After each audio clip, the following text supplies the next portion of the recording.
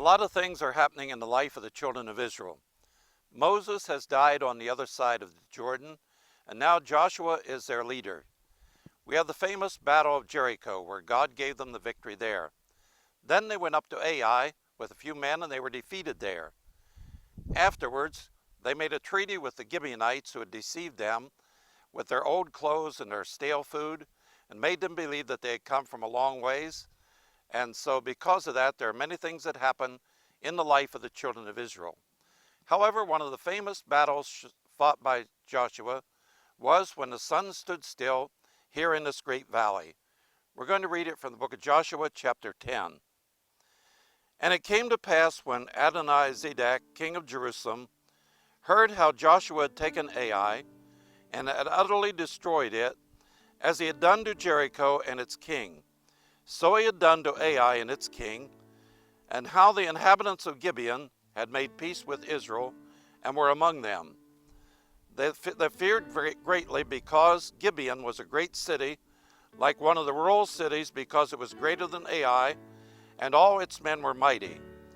Therefore Adonizedek, king of Jerusalem, sent to Hoam, king of Hebron, Piram, king of Jarmuth, Japhia, king of Lachish, and Deber, king of Aijalon, saying, Come up to me and help me, that we may attack Gibeon, for it has made peace with Joshua and with the children of Israel.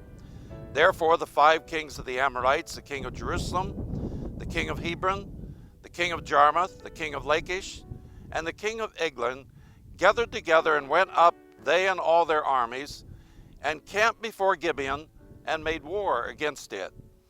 And the men of Gibeon sent to Joshua at the camp of Gilgal, saying, Do not forsake your servants. Come up to us quickly. Save us and help us, for all the kings of the Amorites dwell in the mountains. They have gathered together against us. So Joshua ascended from Gilgal, he and all the people of war with him, and all the mighty men of valor. And the Lord said to Joshua, Do not fear them, for I have delivered them even into your hands. Not a man of them shall stand before you. Joshua therefore came upon them suddenly, having marched all the night from Gilgal. So the Lord rooted them out before Israel, killed them with a great slaughter at Gibeon, chased them along the roads that goes to Beth-horon, and struck them down as far as Azekah and Makkedah. And it happened, as they fled before Israel, and were on the descent of Beth-horon, that the Lord cast down large hailstones from heaven on them, and killed them as far as Azekah, and they died. There were more who died from the hailstones than for the children of Israel killed with their swords. Then Joshua spake to the Lord in the day, when the Lord delivered up the Amorites before the children of Israel, and he said in the sight of Israel, Sun, stand still over Gibeon, and moon in the Valley of Aijalon. So the sun stood still, and the moon stopped, till the people had revenged upon their enemies. Is not this written in the book of Jashar? So the sun stood still in the midst of heaven, and did not hasten to go down for about a whole day. And there had been no day like that before it or after it, that the Lord heeded the voice of a man, for the Lord fought for Israel. Then Joshua returned, and all Israel with him, to the camp of Gilgal. So right here we are in the Valley of Aijalon, and we have Arie with us, who is going to tell us about the great battles fought here by Israel. Arie. Thank you. So behind me, Aijalon Valley. Aijalon Valley is called after the city of Aijalon, which was used to be over there on the margin of the valley. And actually behind me, we see all the beautiful and the scene of this war of Joshua and the 5 kings. Let's go back to this war. We know that Joshua was in Gilgal, which is far away down behind the mountains, all the way down near Jericho. He just made this stupid decision, not asking the Lord. He saw these Gibeonites, they looked from him really from far away. He believed them, and it looked to him so logic that they are from far away. He didn't ask the Lord. And look what happens. After 3 days, the Israelites found that these are their neighbors. Now imagine Joshua sitting in his tent, holding his hand and say, wow, what mistake I did. What mistake I did. What I'm going to do now? When suddenly a man runs into the tent and say, come on, Joshua, we are aligned together. I'm a Gibeonite. Look, we are under attack. King of Hebron, of Jerusalem, they are from the mountain area. King of Yarmut, from the coast area. King of Eglon, King of Lachish, far away in the south. They are all around the city of our city, the capital, Gibeon. They are going to destroy us. Joshua, you have to come to help us. Wow, imagine Joshua, what he felt in the tent. What a trouble I got. I put myself in this trouble, right? It's a war. It doesn't belong to me, this war. What shall I do? I guess he was so upset, and he said maybe to himself, I'm going now to pay the punishment of not obeying the Lord and not asking him if to make a line with the Gibeonites or not. But this is not the way that God works. You see, we make mistakes. But God is lifting us up from our mistakes and help us to go on. And God told Joshua, go on. Leave Gilgal and climb, help them. And Joshua took his army all the night, climbed over these mountains from Gilgal all the way to the mountains of Jerusalem up there where the city of Gibeon was. Let me tell you, I did it. I was a paratrooper in the army, commander of paratroopers. And I remember when I did it with my soldiers. Exactly the same story. They were just in very first grade as soldiers. And they said, we can do it. If Joshua did it, we can. I told them, no. Without training, it's very hard. And we started. We left Gilgal, and we supposed to arrive at 3, 4 o'clock in the morning, early in the morning.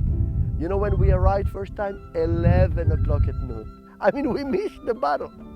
By the way, with the same soldiers, 9 months later, 9 months after they trained, they were much more trained, we did it, and we did it exactly like Joshua.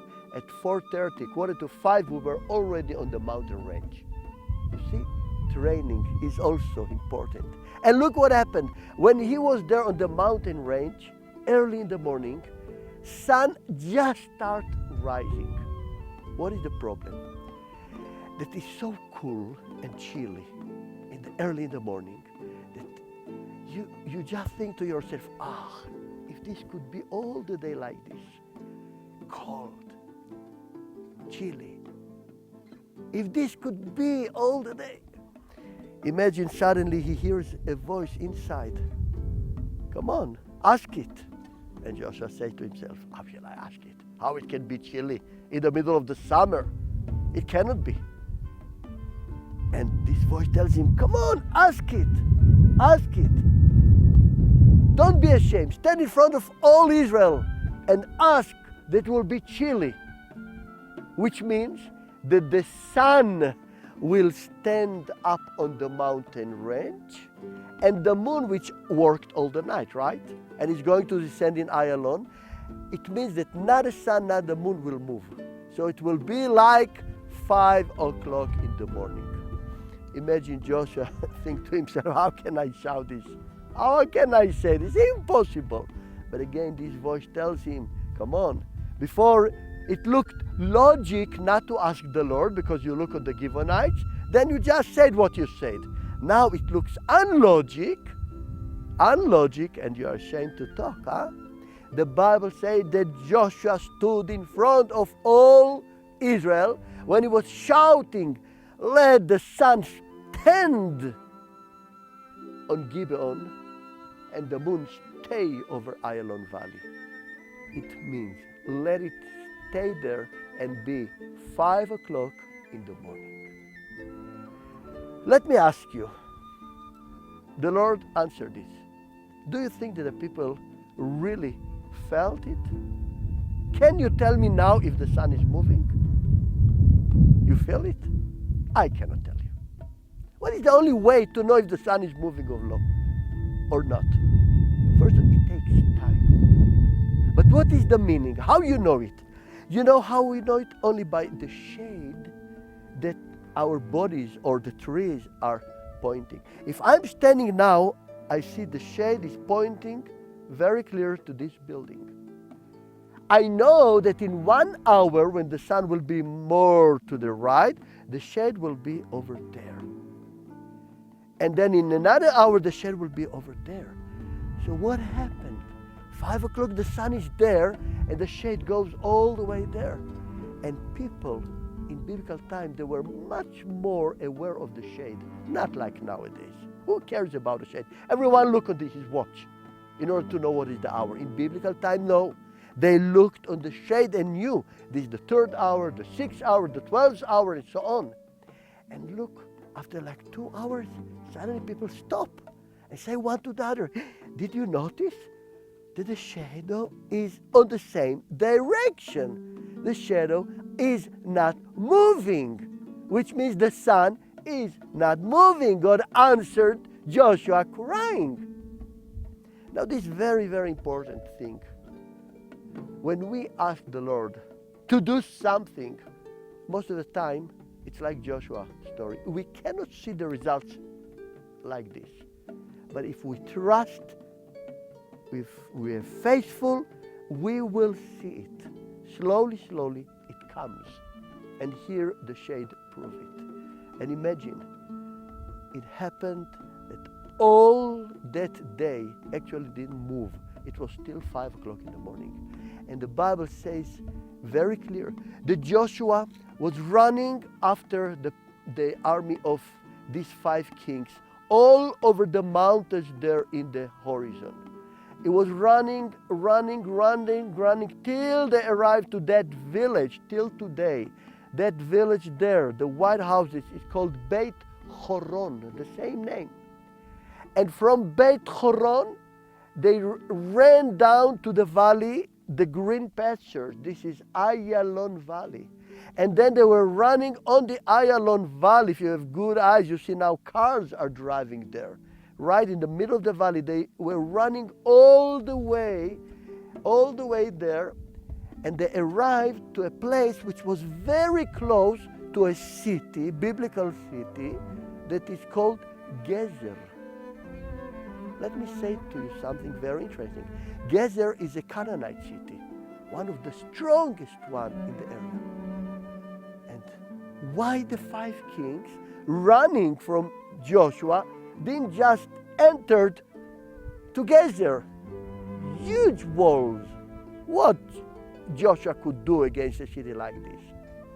They didn't do it. They were running all the way southward to Azekah. Very interesting. Look how archaeology helps us. They found letters. It's called Tel Amarna letters. What they found there? They found 7 letters where King of Jerusalem is writing to King Pharaoh. 7 times I fall in front of you. I kiss your knees. I kiss your fingers. But when you will send your officers at the end of this year to me, that I will give you the granary that I have to give you, I can't do it. Why? Because King of Gezer is sending robbers to my fields near Jerusalem, and they rob everything. You see? There is enmity between King of Jerusalem and King of Gezer. But just to help us, King of Gezer, we found 6 letters that King of Gezer says the same thing to Pharaoh. Let me bow to you, let me kiss you 7 times, and 7 times, King of Kings. But I cannot give you the summer granary, because King of Jerusalem is sending his robbers all the way here to Aijalon Valley, and they cut all the granary. If you will not send police and officers to help me, I cannot give you the taxes. Now this is a proof, 13 letters. They were found just to show you the enmity between King of Jerusalem and King of Gezer. And this gives us excellent explanation of what happened here. King Jerusalem, Adoni-Tzedek with all the 4, running all the way to Aijalon Valley. When they arrived near Gezer, they don't go into the city but run to the south all the way to Azekah, and all the way God is throwing on them hailstones. Usually such description, biblical description, is meaning a very strong earthquake and a lot of rupture of volcanic, all kind of thing that falls down like hailstones, right? So they are running all the way. And somebody will ask, okay, so what happened with Gezer? The Canaanite city? They are clean of all the story. Look what happens a little after this. In Joshua, later on, it's written that when Joshua was about to king another Lachish, what happened? King of Gezer heard it, and he decided to leave his city and run and help king of Lachish. Look how God did. King of Gezer, Piram, left the city, ran to help Lachish, and then Joshua smote him together with all the other 5 kings. There's so much in this story, but let me just read one thing, one verse that gives all the story. Look what it's written here, and I'm reading from chapter 10 and verse 21. It says like this: and all the people returned to the camp to Joshua at Makkedah in peace. No one moved his tongue against any of the children of Israel. I am laughing because as Israeli, Hebrew man that knows the Bible and read it in Hebrew, I ask myself, what is the meaning nobody moved his tongue against the children of Israel? It doesn't make sense to me. Look, the Hebrew says, Velo charatz leish bivnei Israel leshono. What does it mean? No one of the Israelis had even a crack here in their teeth, or in the tongue, or in the lips. Why I like it? Look, I was soldier, I was in 4 wars. I was a paratrooper most of the time in the front of the war. And I can tell you, after 5 minutes fight, a real fight, you can feel that all your lips are cracked. Because adrenaline works, you don't drink, and in 5 minutes you give everything that you have, you run like crazy, you shout, you give orders, you feel that all your body is drying, and mainly the lips. You see, when the Americans were fighting, you remember in Iraq, they were taking lipstick to put on their lips. Look how beautiful the Bible says. After all the night climbing, all the day fighting, not even one of the Israelis had a crack in his lips. I think this is so clear. What is the meaning when God is fighting the war? What is the meaning that He is in front and He is doing the work, not us? They were much more killed by the stones than by the sword. Wonderful story in wonderful place and wonderful memory for everyone to remember. Don't hesitate to ask the Lord. He wants to be always in front. Let the sun stand on Gibeon, the moon stand in Aijalon Valley, and all the glory be given to God in heaven.